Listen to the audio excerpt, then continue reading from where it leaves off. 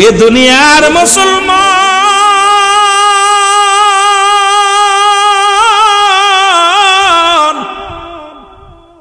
আমার স্বামী আমারে খাদিজা বলে ডাক দিবে রে,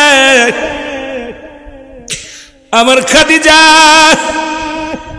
আমি যদি দরজা খুলতে দেরি হয় বেয়াদবি হবে, না জানি শত্রুপক্ষ আনাও দিতে পারে।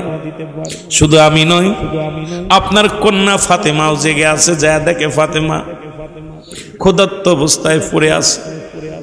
ও বাবা যান, বাবা গো, আজ 7টা দিন আপনার পথের দিকে চেয়ে আছে, না জানি কাফেরেরা মেরে ফেলেছে, না জানি আক্রমণ করেছে। বাবা গো, ঘরের মধ্যে আমি ফাতেমা অজারে নয়নে কান্দি। আজ 7টা দিন অতিবাহিত হয়ে গেল বাবা, একটা মুহূর্তে তোমারে বলতে পারি নাই রে বাবা। নবীজি বুকের ভিতরে ফাতেমারে নিয়ে কয় মায়। নবীজি যখন বুকের ভিতরে নিল, নবীজির পুরো গায়ের মধ্যে, পুরো গায়ের জুব্বাখানা রক্ত ভরা, পুরো রক্ত ভরা।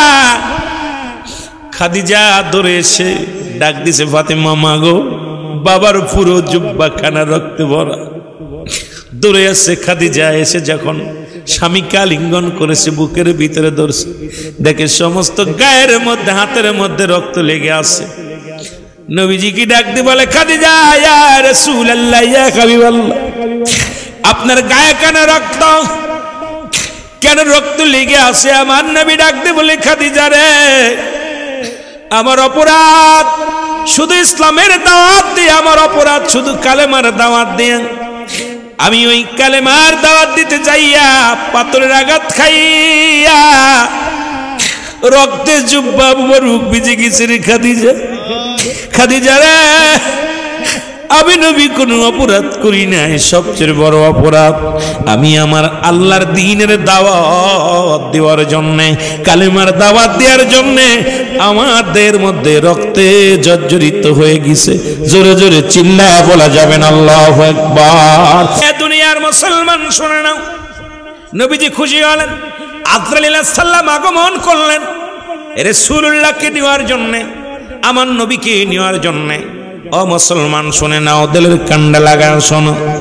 মা ফাতেমা দরজার ভিতরে বসে আছে, দরজার সামনে দাঁড়ায় আছেন। আজরাইল এসে সালাম দেয় ঘরের দরজা, আসসালামু আলাইকুম আলাল বাইত। দরজার ভিতর থেকে জোরে আওয়াজ শুনতে পাইলেন, নবীজিকে ডাকছেন, আম্মা জান। ও মুসলমান শুনে নাও, ফাতেমাকে আব্বা জান অসুস্থ, আব্বা জানের বুকে ব্যথা বেড়েছে, আব্বা জান বড় অসুস্থ আছে। কে ডাকতেছেন? বলে ডাক দে বলতেছেন, আমি আজরাইল, আমি এসেছি রাহমাতুল লিল আলামিনকে নেওয়ার জন্য। রে ফাতিমা, দরজা খুলে দাও। বলে না না, দরজা খুলবো না। আমার নবীর কানে আওয়াজ গেলেন, আমার নবী ডাক দে বলে, ফাতিমা রে, দরজা খুলে দাও, আসতে দাও। আজরাইল তো জীবনে প্রতিটা মানুষের কাছে আসবে, আমার যাবার সময় হয়ে গেছে রে ফাতিমা, ডাক দাও। ও মুসলমান শুনে নাও, আজরাইল আলাইহিস সালাম দুনিয়ার মধ্যে আগমন করলেন। রাসূলুল্লাহ দুনিয়া থেকে বিদায় নিবে। এখন বিদায়ের আগে ঘটনা শুনে নেন বাবা মুসলমান, শুনে নাও। জিবরিল আমিন ডাক দিয়ে বলি, ইয়া রাসূলুল্লাহ, ইয়া হাবিবাল্লাহ, আপনার তো চলে যেতে হবে, যাওয়ার সময় হয়ে গেছে। আমি আজরাইল এসেছি আপনাকে নেওয়ার জন্য। তবে আল্লাহ রাব্বুল আলামিন আপনাকে বলেছেন আপনি কোথায় ঘুমাইতে চান, যেখানে যেতে চান সেখানে আল্লাহ পাক কবুল করবেন। আপনি কোন আসমানে ঘুমাইতে চান সেখানে আপনি যাবেন, যেখানে আপনার মন চাবে। আমার নবী ডাকতে বলে, আজরাইল রে, জিবরিল আমিন রে, শোনো শোনো জিবরিল আমিন, আগে বলো আমার উম্মতের জায়গা কোথায়, আগে বলো আমার উম্মতের জায়গা কোথায়। আমার তুমি সপ্তম আসমানে নিয়ে যেতে চাও, ষষ্ঠম আসমান নিয়ে যেতে চাও, পঞ্চম আসমানে ঘুমাইতে চাও, আমার ইচ্ছা যেখানে সেখানে আমি থাকতে পারবো। আমি আগে জানতে চাই আমার উম্মতের ঠিকানা হবে কোথায়। জিবরিল আমিন বলে, ইয়া রাসূলুল্লাহ, ইয়া হাবিবাল্লাহ, আপনার উম্মতের ঠিকানা হবে মাটি। আমার নবী বলে, জিবরিল যাও আমার আল্লাহর কাছে বলো আমি কোনো আসমানে ঘুমাইতে চাই না, আমিও ঘুমাইতে চাই আমার উম্মতের লইয়া, আমিও বুকে লইয়া এই মাটি আমার উম্মতের মাঝে ঘুমাইতে চাই। জোরে জোরে চিল্লায় বলো মারহাবা, আর একটু জোরে জোরে চিল্লায় বলো আল্লাহু আকবার। রাহমাতুল লিল আলামিন দুনিয়া থেকে বিদায় হয়ে গেল। লম্বা আলোচনা। ও মুসলমান শোনো, বিদায়ের পরে মুসলমান শোনো, বিদায় হয়ে গেল একদিন নয়, দুদিন নয়, 3টা দিন 3 রাত পার হয়ে গেল। কোথায় রাসূলকে রাখবে, কোথায় রাসূলুল্লাহকে ঘুম পাড়াবে, কে জানাজা পড়াইবে, কে? আজকে আমার দেশের মৌলবীরা জানাজার নামাজ কয় বেদাত, মিলাদুন নবী পালন করা বেদাত। আমি মৌলবীদের কাছে জানতে চাই, তুমি জানাজার নামাজে এত মানুষ ইমামতি করে রাসূলুল্লাহর নামাজ পড়াইছে কিডা, রাসূলের জানাজায় কিডা পড়াইছে ইমামতি করছে, তুমি কেন মসজিদে মাইক ইলহাম দিয়া হাজার হাজার মানুষ জানাজার নামাজে যোগদান করাও, নামাজ পড়াও?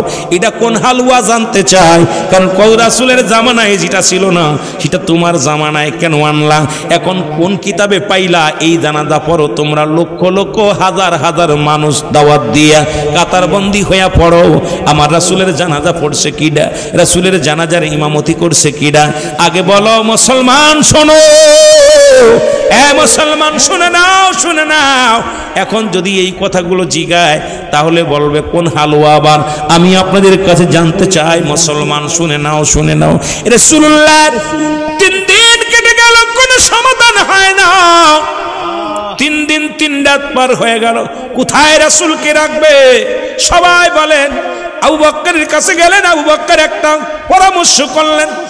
আবু বকর বলে, ও আমার ভাইরা চলো যায় আম্মা জান আয়েশা সিদ্দিকার ঘরে দেখে আসি ওনার কাছে কোনো সমাধান পাওয়া যায় কিনা। আম্মা জানের কাছে গেলেন, যে বলেন আম্মা জান গো রাসূলুল্লাহ আরে কোথায় রাখবো, কোথায় রাখবো, কোথায় রাখবো? আম্মা জান বলে, শোনেন, একদিন আমি রাসূলুল্লাহ ঘুম পাড়লেন, আমার উরতের পর মাথা দিয়ে ঘুমাইলেন।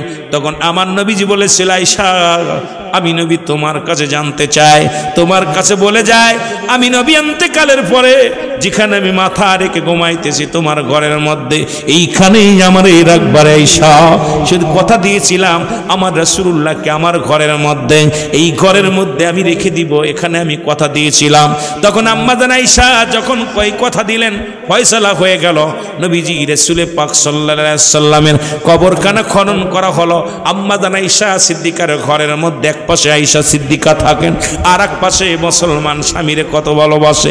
আজকে কোন মৌলবী, যে সমস্ত মৌলবীরা ফতোয়া দাও তুমি মরার পরে আগে বাগানে ছুঁড়ে ফেলে, ঘরের ভিতরে রাখে না, কিন্তু রাসূলুল্লাহর বিবি রাসূলকে ঘরের মধ্যে রেখেছিলেন। মৃত্যুর পরেও আমার রাসূলকে ঘরের মধ্যে শোয়ায় রেখেছে। এক পাশে রাসূলুল্লাহ ঘুমাইছে, আর এক পাশে আম্মা জান আয়েশা সিদ্দিকা জিন্দা অবস্থায় ঘুমাইছিল। বাংলাদেশের ফতোয়া মৌলবীরা শুনে নাও, এমন ভালোবাসাও স্বামী স্ত্রী পয়দা করতে পারো নাই, আবার নবীর সনে মেসাল দাও তোমরা, জোরে জোরে বলো ঠিক কিনা? গোল্ড অফ মদিনা, সুন্নিয়তের অহংকার। অবস্থাটা এক মুসলমান হয়ে আর এক মুসলমানকে পিটায় মেরে ফেলতেছে, ওদের দিলে কোনো দয়া মায়া বলতে কিচ্ছু নাই, যেটা বলেন ঠিক কিনা? দয়া মায়া বলতে কিচ্ছু নাই। রাসূল বলছে ওদের আরো চিনার উপায়, ওরা গণ গণ টাক হবে, ওরা টাক হবে বেশি। কথা বুঝেননি? এটা আমার কথা না, আমার নবীজির কথা। নবীজি যে বিবরণগুলো দিয়ে গেছে, এই কথাগুলো যদি এখন বলি অধিকাংশ মানুষগুলো ধরা পড়ে যাবে, অধিকাংশ মানুষগুলো ধরা পড়ে যাবে। আমার কথা আমি আপনাদের কাছে বলে যাই, নবীজিকে যারা চিনতে পারলাম না, এদের মতো কপাল পোড়ার পৃথিবীর মধ্যে থাকতে পারি না। নবীজিকে কেমন চিনেছিল? আব্দুল মুত্তালিব বলে, আমি যখন কাবার সামনে দিয়ে যাইতাম, কসম আল্লাহর শুনে নেন ভালো মুসলমান, আমি দেখেছি কাবার মূর্তিগুলো মাথা বেঁকা হয়ে গেছে। আব্দুল মুত্তালিব কাবার গেলাপ ধরে ধরে কান্ত আল্লাহ, আব্দুল্লাহর বেটা মুহাম্মদ। ভালো করে শুনে নেন, এই চোখের পানি ছেড়ে কান্তার বলতে, আল্লাহ আমার আব্দুল্লাহ দুনিয়ার মধ্যে নাই, আমেনা গর্ভবতী, এই দুনিয়ার মধ্যে একটা নেককার সন্তান আসবে, আমি জানি আল্লাহওয়ালা ব্যক্তি আসবে, তুমি তারে সহি সালামত দুনিয়ার মধ্যে আগমন করে আল্লাহ। দাদা প্রতিনিয়ত কাবা শরীফ ধরে ধরে কান্তর দোয়া করতো আল্লাহর কাছে, কিন্তু কাবার মূর্তিগুলো হঠাৎ একদিন যা দেখে কাবার মূর্তিগুলোর মাথা বেঁকা হয়ে গেছে। আব্দুল মুত্তালিব ডাক দে বলে, মূর্তি মূর্তি তোমাদের মাথা কেন বেঁকা? মূর্তি বলে কাবার। মূর্তি ডাক দে বলে, আব্দুল মুত্তালিব তুমি খবর জানো না, আমাদেরকে ভাঙ্গার জন্যে, আমাদেরকে কাবা থেকে বিতাড়িত করার জন্যে এই দুনিয়ার মধ্যে রাহমাতুল লিল আলামিন, নবীদের নবী রাহমাতুল লিল আলামিন ধরা দামে আগমন করেছে। জোরে জোরে চিল্লায় বলেন সুবহানাল্লাহ। মাটির পুতুলের জবান খুলে গেছে, নবীকে চিনছে। শুধু তাই নয়, মুসলমান শুনে নাও, কাবা তোমরা যারা শরিয়াতের কিবলা নিয়ে বড়াই করো, শরিয়াতের কিবলা হলো কাবা, দুজানের কিবলা হলো রাহমাতুল লিল আলামিন, মুনাজাতের কিবলা আরশে আজিম। এখন আমাদের চিনি না, শরিয়াতের কিবলা যারা চেনো শুনে নাও। বাবারা আমার, গভীর মনোযোগ। কাবা শরীফ মাথা নত হয়ে গেছে, বেঁকা হয়ে গেছে। আব্দুল মুত্তালিব ডাক দে বলে, কাবারে, ও কাবা, প্রতিদিন তো আমি তোর ক্লাব ধরে ধরে কান্দি, তোর দরজার পাশে এসে এসে কান্দি, একদিন তোর তো মাথা নত দেখলাম না, আজকে কেন তোর মাথা নত হয়ে গেছে? কাবা বলে, আব্দুল মুত্তালিব তুমি জানো না, ও আব্দুল মুত্তালিব তুমি জানো না, কারণ এই পৃথিবীর মধ্যে যার জন্য আমি কাবার এত দাম, যার জন্য কাবার এত মর্যাদা, যার জন্য কাবার এত দাম, সেই কাবার কাবা রাহমাতুল লিল আলামিন দুনিয়ার বুকে আগমন করেছে। জোরে জোরে চিল্লায় বলা যাবে না সুবহানাল্লাহ? নবীরে বলতে ডাক দে, সূরা ফিলের মধ্যে আল্লাহ বলে, আলম তারা, আপনি কি দেখেন নাই? আপনি কি দেখেন নাই? কি দেখবে নবী? কারণ নবীজি আসার 26 দিন আগে, কয়দিন আগে? 26 দিন আগে আবরা বাদশা হাতি সৈন্য নিয়ে কাবা শরীফ আগমন করেছিল, ভাঙ্গার জন্য আগমন করেছিল। কাবার একটা ইট খসাইতে পারে নাই, কাবার একটা মাটি খসাইতে পারে নাই, কিন্তু মাথা বেঁকা হয়ে গেছে। মুসলমান শুনে নেন, আব্দুল মুত্তালিব ডাক দে, কয়েক কাবারে, আজ থেকে তোরে 26 দিন আগে ভাঙ্গার জন্যে আবরা বাদশা আসলো, কিন্তু তোরে একটা ইট খসাইতে পারে নাই, ভাঙতে পারে নাই। আজকে তুই একা একা মাথা নোয়া দিলে, হাকিকতটা কি? কাবা কয়, আব্দুল মুত্তালিব তুমি জানো না, জানো না, আমি কাবা রাহমাতুল লিল আলামিন দুনিয়ার মধ্যে আগমন করেছে। জোরে জোরে চিল্লায় বলো মারহাবা, আর একটু জোরে জোরে চিল্লায় বলেন আল্লাহু আকবার। কাবার জবান খুলে গেছে। এখন নবী যে কত আগে ছিল তার প্রমাণ সূরা ফিল পড়েন না। আল্লাহ বলেন, আলাম তারা, আপনি কি দেখেন নাই? নবী তো তখনও আসেন নাই। কথা বলেন না কেন? শরিয়াতে তখনও নবী আসেন নাই, অথচ আল্লাহ বলতেছেন, হাবিব আপনি কি দেখেন নাই? কি দেখবে? নবীতে ওই হাতি বাহিনী কেমনে, হস্তি বাহিনীকে আমি কেমনে সাইজ করেছিলাম আপনি দেখেন নাই? আমার নবী তো তখনও শরিয়াতে আসেন নাই। তাহলে ইয়া দ্বারা বোঝা যায় নবী কাবারও আগে, নবী কাবারও আগে। তাহলে আমাদের প্রমাণগুলো, এ তো কোরআন যদি সূরা ফিলডে একটু তাফসীর করেন, এখান দ্বারা কি বোঝাইতে চাচ্ছে বোঝেন না। কিন্তু আমাদের কপাল পোড়া মানুষ এগুলোর দিকে লক্ষ্য না করে আমরা নবী, আমার নবী শান শৌকতকে কত ছোট করা যায় এই চিন্তা আমাদের ভিতর আছে। আর নবীও মানুষ, আমরাও মানুষ। নবীরা হলো গুনাহ থেকে মুক্ত, আমরা গুনায় যুক্ত। নবীরা হলো মাসুমের মাসুম, আমরা গুনাহ মার্কা মানুষ। নবীর সঙ্গে আমরা মিসাল দিই, মানুষে মানুষে বেশ কম আছে, ইমামে বেশ কম আছে। আপনাদের মসজিদের ইমাম সাহেব আর বাইতুল মোকাররমের ইমাম সাহেব এক। ইমাম কিন্তু ঠিকই আছে, ঢাকা বিশ্ববিদ্যালয় আর বাংলাদেশে অনেক বিশ্ববিদ্যালয় আছে। এখন প্রিন্সিপালও হাজারটা আছে, কথা কন না কেন? মানুষে মানুষে বেশ কম, বক্তায় বক্তায় বেশ কম, শ্রোতায় শ্রোতায় বেশ কম।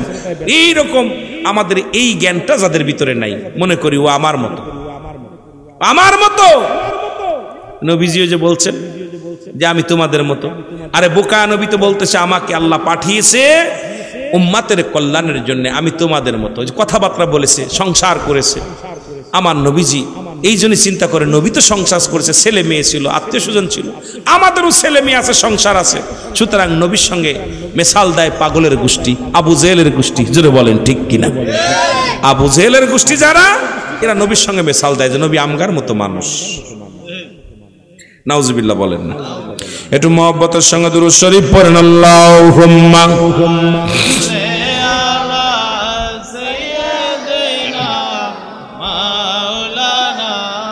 আইরে আমার নবীর মায়ার দিন, উম্মতের সামনে আজি হইতেছে বিলীন। হায়রে আমার নবীর মায়ার দিন, বলেন হায়রে আমার নবীর মায়া, উম্মতের সামনে আজি হইতেছে বিলীন। হায়রে আমার নবীর মায়ার দিন, একটু মহব্বতে বলেন হায়রে আমার নবীর মায়ার, উম্মতের সামনে আজি হইতেছে বিলীন। আরে আমার নবীর মায়ার দিন, বলো হায়রে আমার নবীর। ফরমায়াছেন হযরত খাদিজা খাতুন, শহরেতে যাইতেন নবী ইসলাম প্রচারে। হায়রে পাথরের আঘাতে নবীর জুতা হইত রঙ্গিন। হায়রে আমার নবীর মায়ার দিন, বলো হায়রে আমার নবীর মায়া। ওরে না জুটিত একটি দানা খুরমা কোনো দিন। হায়রে আমার নবীর মায়ার দিন, বলো হায়রে আমার আর না জুটিত একটি দানা খুরমা কোনো দিন। হায়রে আমার নবীর মায়া। ফরমায়াছেন হযরত খাদিজা খাতুন, ওরে মাঝে তো নবীর চুলাই জ্বলত না আগুন। ওরে মাঝে তো নবীর চুলাই জ্বলত না আগুন। না জুটিত একটি দানা, না জুটিত একটি দানা খেজুর কোন দিন। হায়রে আমার নবীর মায়ার দিন, বলো হায়রে আমার নবীর মায়া। হায়রে আমার নবীর মায়ার দিন, উম্মতের সামনে আজি হইতেছে বিলীন। হায়রে আমার নবীর মায়ার দিন, হায়রে আমার নবীর মায়ার দিন। ফরমায়াছেন হযরত আয়েশা খাতুন, মোটা সুতার চাদর নবীর ছিল যে একখান। সেই চাদরে গাই বিছানা, ওরে সেই চাদরে গাই বিছানা শুইতেন শীতের দিন।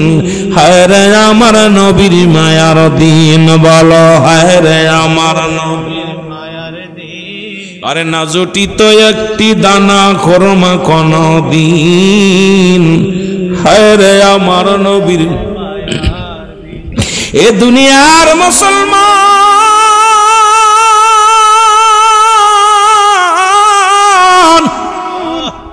গভীর মনোযোগ শুনে নাও। এই নবী দুনিয়ার মধ্যে 63 বছরের জিন্দেগি, একদিন নয় দুদিন নয় কেঁদে গেলেন উম্মতের মায়ায়। সারা নিশি কানতেন, ইয়া রব্বি হাবলি উম্মতি।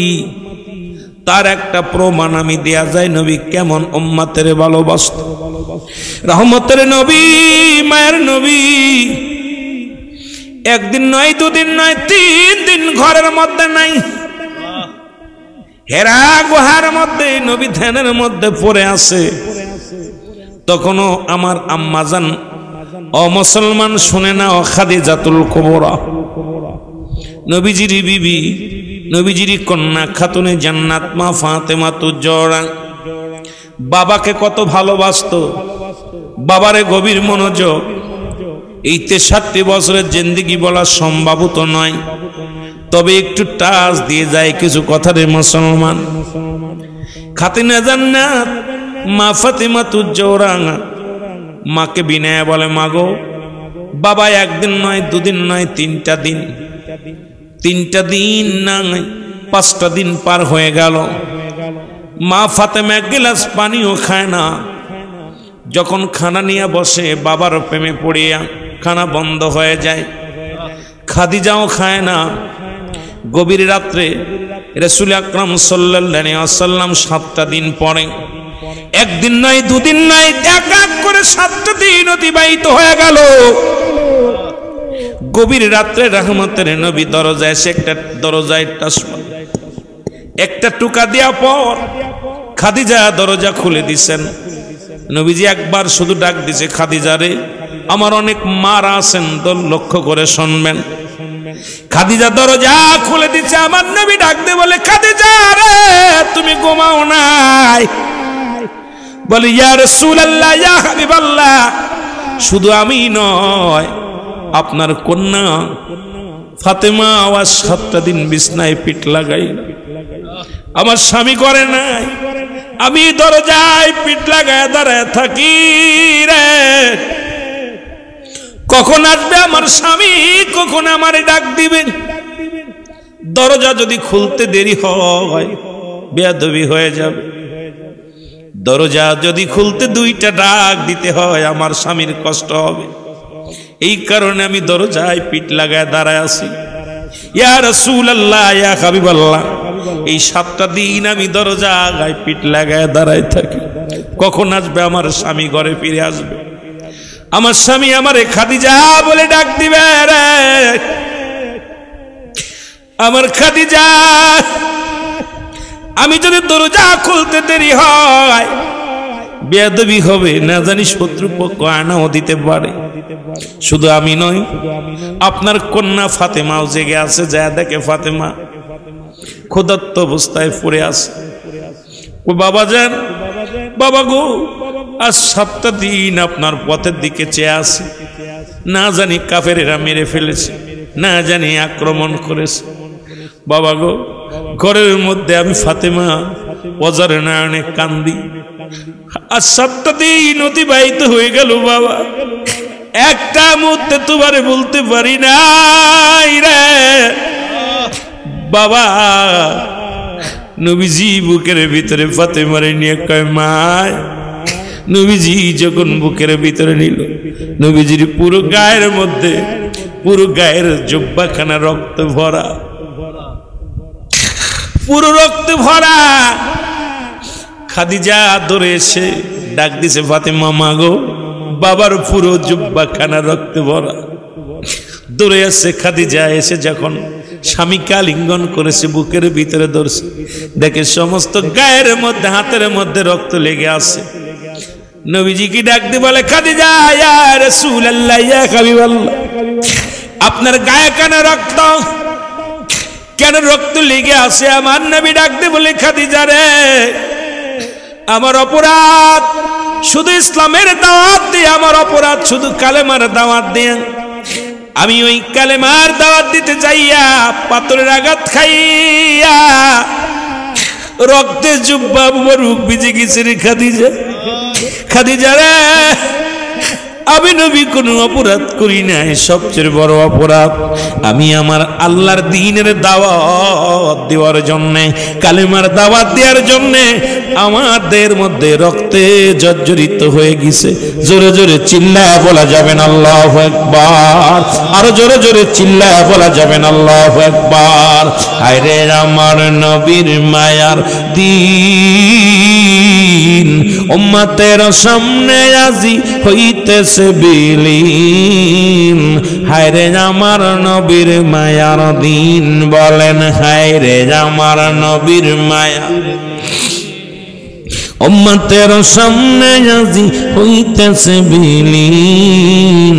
হায়রে আমার নবীর মায়ার দ্বীন। ফরমায়াছেন হযরত খাদিজা খাতুন, শহরেতে যাইতেন নবী কালেমার প্রচারে। আরে পাথরের আঘাতে নবীর জুতা হইত রঙিন। হায়রে আমার নবীর মায়ার দিন, বল হায়রে আমার নবীর মায়া উম্মতির সামনে আজি হইতেছে বিলীন। হায়রে আমার নবীর মায়া এ দুনিয়ার মুসলমান।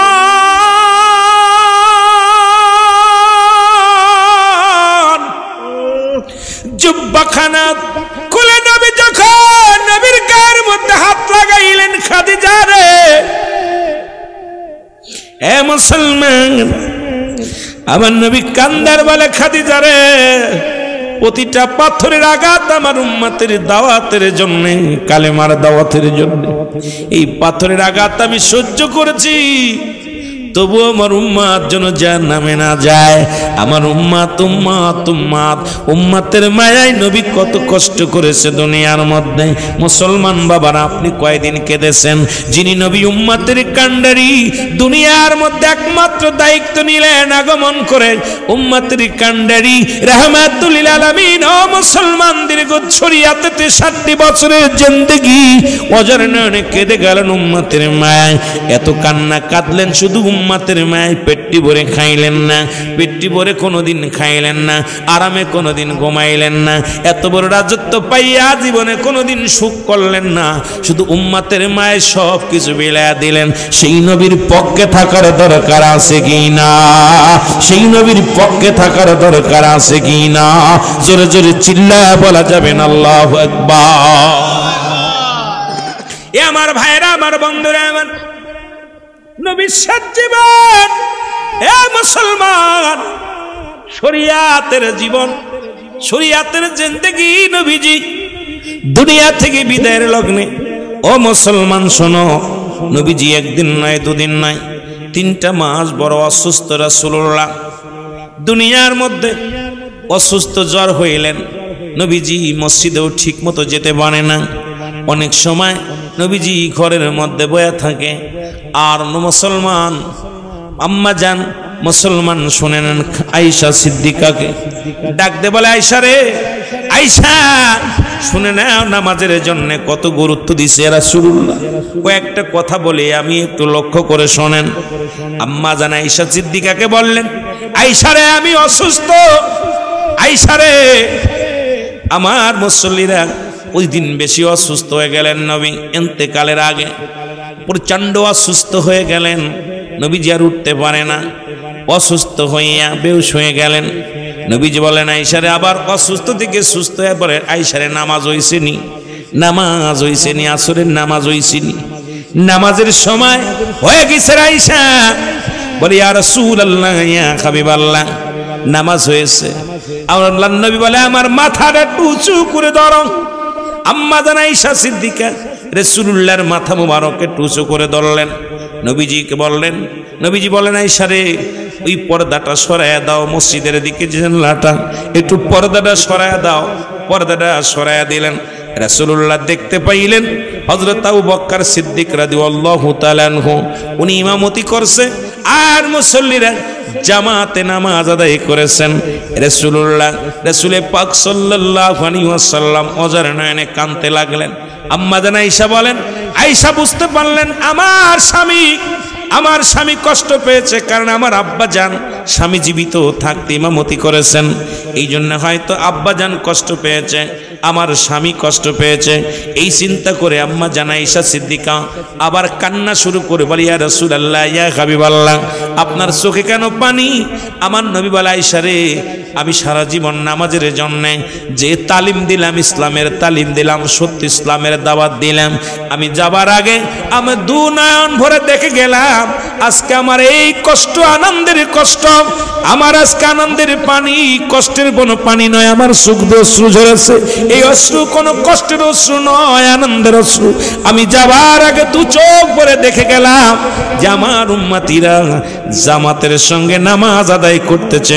আমি এটা দেখে অত্যন্ত খুশি হয়েছি। জোরে জোরে চিল্লায় বলো মারহাবা। আর একটু জোরে জোরে চিল্লায় বলা যাবেন আল্লাহু আকবার।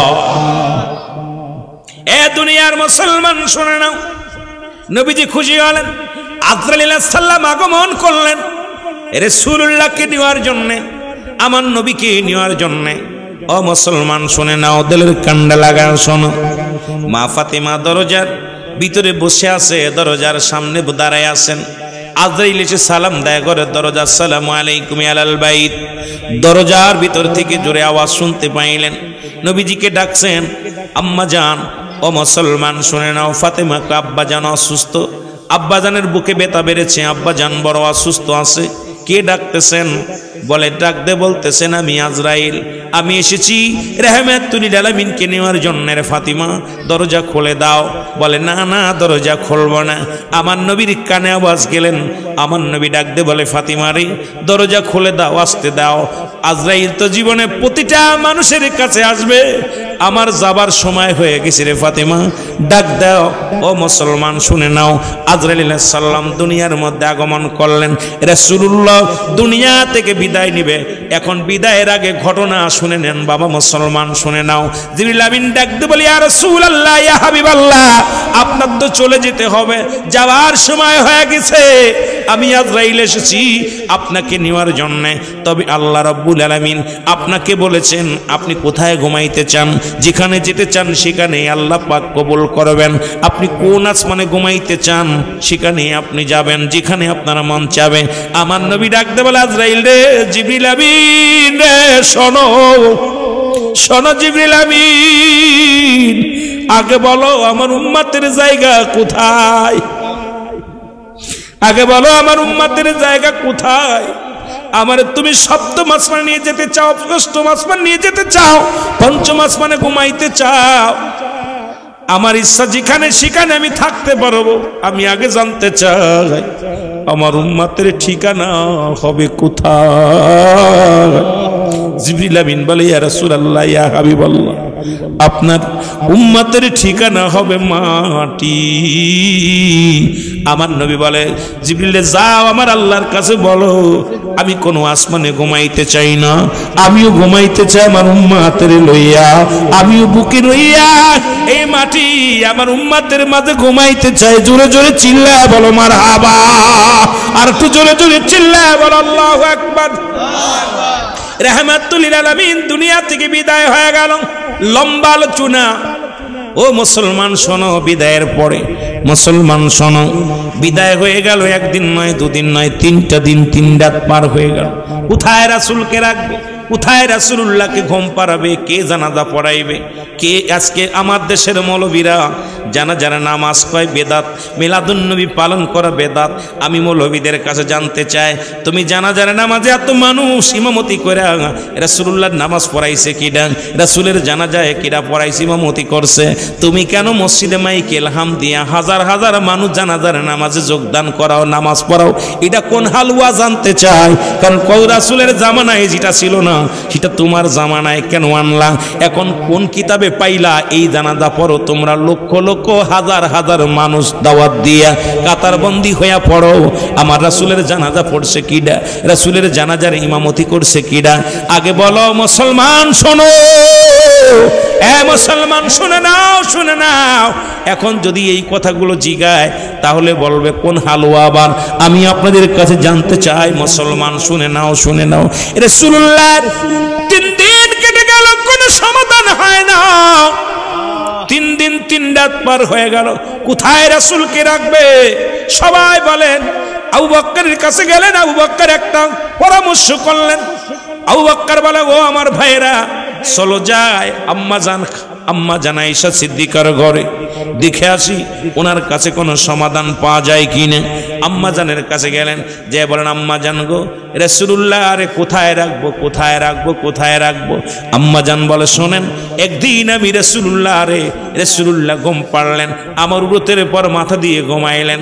তখন আমার নবীজি বলেছিল, আয়েশা আমি নবী তোমার কাছে জানতে চাই, তোমার কাছে বলে যায় আমি নবী ইন্তেকালের পরে যেখানে আমি মাথা রেখে ঘুমাইতেছি তোমার ঘরের মধ্যে, এইখানেই আমার এই রাখবার আয়েশা। শুধু কথা দিয়েছিলাম আমার রাসূলুল্লাহকে আমার ঘরের মধ্যে, এই ঘরের মধ্যে আমি রেখে দিব, এখানে আমি কথা দিয়েছিলাম। তখন আম্মা জান আয়েশা যখন কই কথা দিলেন, ফয়সালা হয়ে গেল। নবীজি রাসূল পাক সাল্লাল্লাহু আলাইহি সাল্লামের কবরখানা খনন করা হলো। আম্মা জান আয়েশা সিদ্দিকার ঘরের মধ্যে পাশে আয়েশা সিদ্দিকা থাকেন, আর এক পাশে মুসলমান স্বামীরে কত ভালোবাসে।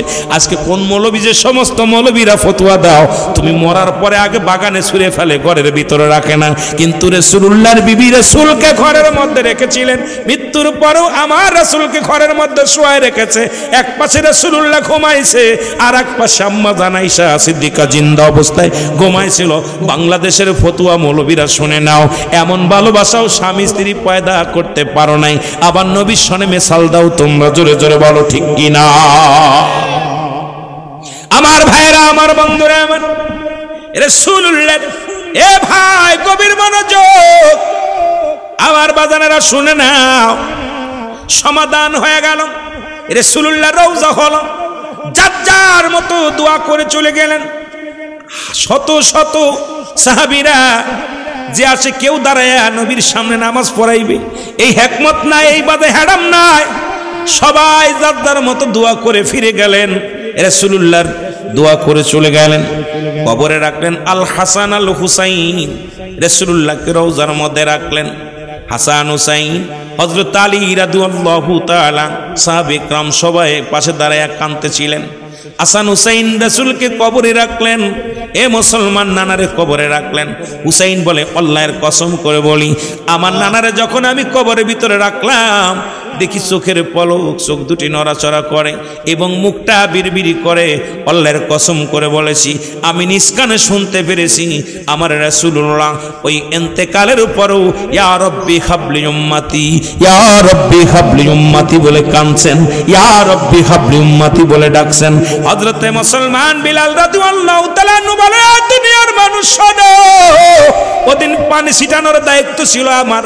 রাসূলুল্লাহর ইন্তেকালের পরে রওজার ভিতরে যখন রাখা হলো, আমি বেলাল পানি ছিটানোর দায়িত্ব পালন করেছিলাম।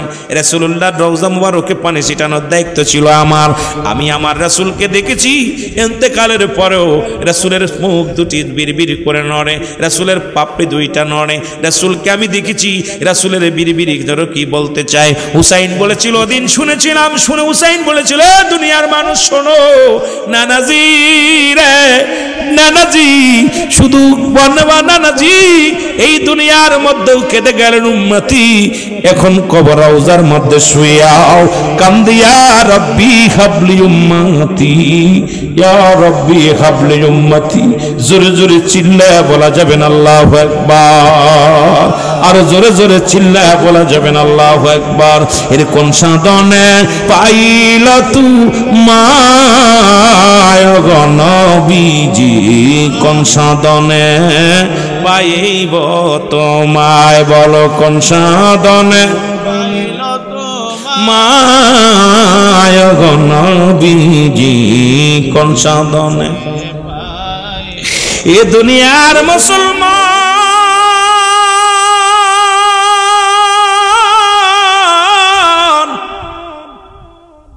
ওরে আশেক কার কয় রে বেলাল রাসূলুল্লাহকে রওজায় শুয়া ডাকতে বলে, ইয়া রাসূলুল্লাহ, ইয়া হাবিবাল্লাহ, নবী গো,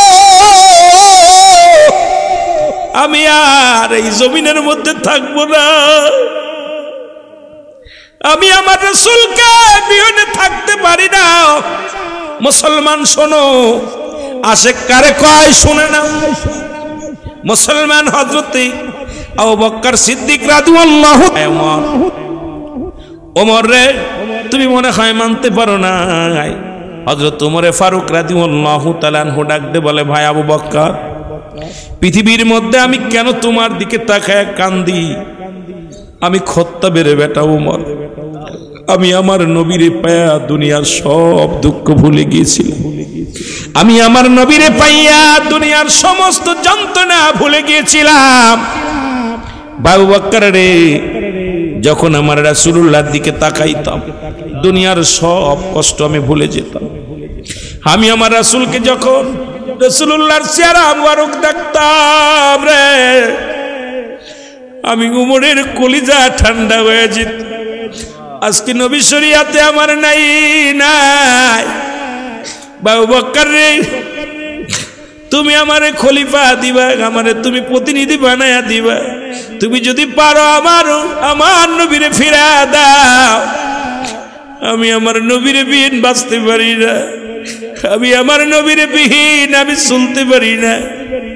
তোমার কাছে আমি দাবি করি রাসূলুল্লাহকে আমার ফিরা দাও, আমি নবী বিনে খাইতে পারি না, চলতে পারি না। এইরকম সাহাবীরা রাসূলুল্লাহকে হারায়া পাগলের মতো হয়ে গেলেন। সাহাবীরা সবাই পাগল পারাপার হয়ে গেলেন। নবীকে যারা ভালোবাসতে কেউ তারা ঘুমাইতে পারে নাই, নবীরে যারা ভালোবাসে খাইতে পারে নাই, নবীরে যারা ভালোবাসে তারা মায়ের সব ছেড়ে দিছে। কারণ রাসূলুল্লাহর প্রেমের মালা তাদের অন্তরের ভিতরে ছিল। রাসূলকে হারায়া তারা পাগলের মতো হয়ে গেছে। এই জন্য আমরা রাসূলকে পাই নাই, শরীয়তে নবীকে পাই নাই, নবীদের ভালোবাসা পেয়েছি, নবীজির প্রেম শিখেছি। আমরা নবীর প্রেমে নবীর ভালোবাসায় জীবন দিতে রাজি, নবীকে ভালোবেসে মরতে রাজি, নবীকে ভালোবেসে বাঁচতে রাজি। আল্লাহ যেন রাসূলের হাবিবের ভালোবাসার মধ্যে থাকার তৌফিক দান করে। জোরে জোরে চিল্লায়া বলেন আমিন। একটু মহব্বতের সঙ্গে দুরূদ শরীফ পড়েন। আল্লাহুম্মা সাল্লি আলা সাইয়্যিদিনা মাওলানা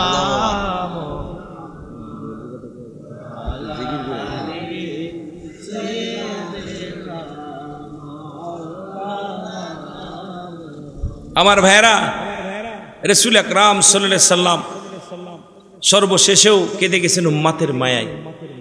63 বছরের জিন্দেগি কেঁদেছেন উম্মতি। দুনিয়ার মধ্যে আগমন করে রাসূলের ফুফু সুফিয়া বলেন যে আল্লাহর কসম দুনিয়ার মানুষ শোনো, আমি আমার মুহাম্মদকে আমার বাতিজাকে দেখেছি। যখন ঘরের মধ্যে গেছি মনে হলো আকাশের সমস্ত চন্দ্রগুলো ছুটে আসছে, আর আমার নবীজি উবুরের সিজদার মধ্যে পড়ে আছে, উবুরের সিজদার মধ্যে পড়ে আছে। আমি নিজ কানে শুনেছি আমার নবী কেঁদেছি, ইয়া রব্বি হাবলি উম্মতি। সুবহানাল্লাহ বলেন না, আরো জোরে বলেন না।